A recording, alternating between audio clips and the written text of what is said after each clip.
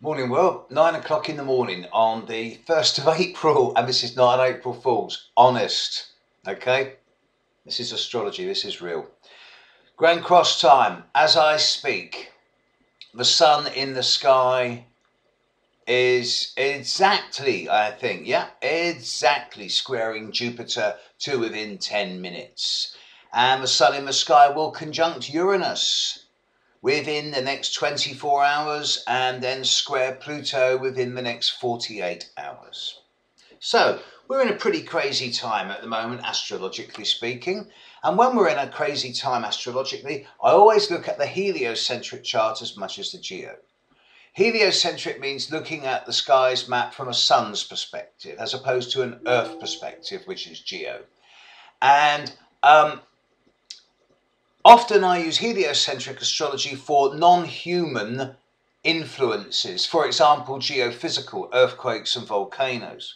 Over recent days, the sun has been increasingly coming into heliocentrically square to Pluto and opposition to Uranus, and this is now about exact and will be exact today and in the next 24 hours. So I would not be surprised if there were to be further news of earthquakes, volcanoes and such like today and possibly tomorrow, and then I expect the danger to begin to dissipate.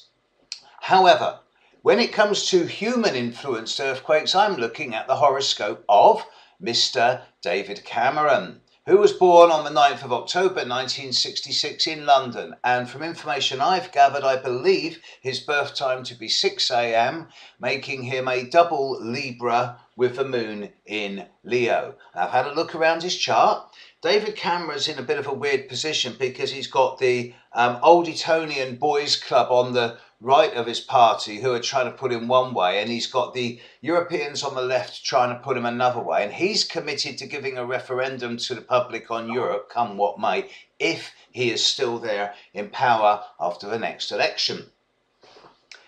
I think, to be honest, it's not so much a question of if he's in power after the next election, it's a question of if he's in power in a few weeks.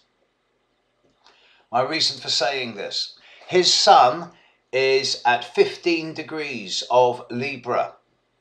It is completely unaspected. It is in the first house.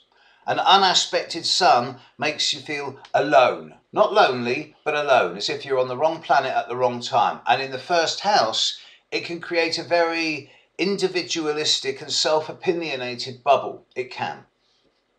Especially if it's unaspected.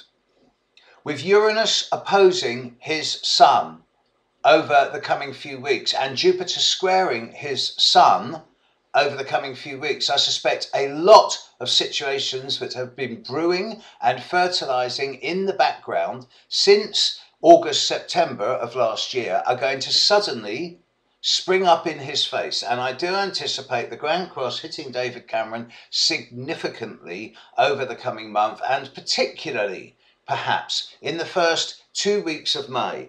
And there are 2 or 3 main reasons for this.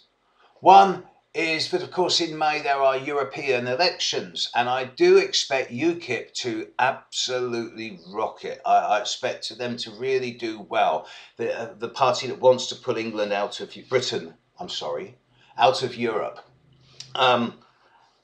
And the other reason is the ongoing News International trial and the potential implications for David Cameron because of his very, very close and intimate involvement with both the two of the main defendants in the trial, Andy Coulson and Rebecca Brooks. And this is something that astrologically I see is coming up to bite him again in a few weeks, within a month. So something's brewing for him.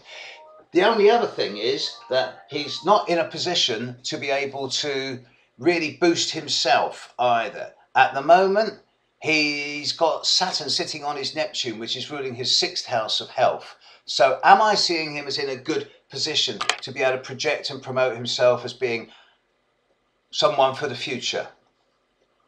Maybe, but not yet. Come September, when Jupiter moves into Leo, if he's in a good position by then I think he's cracked it and he'll go on to lead his party for a long time to come. When Jupiter starts sextiling his sun for 9 months, from September, October onwards, he's fine. But the next 6 weeks, I wonder if he'll still be where he is now in 6 weeks' time.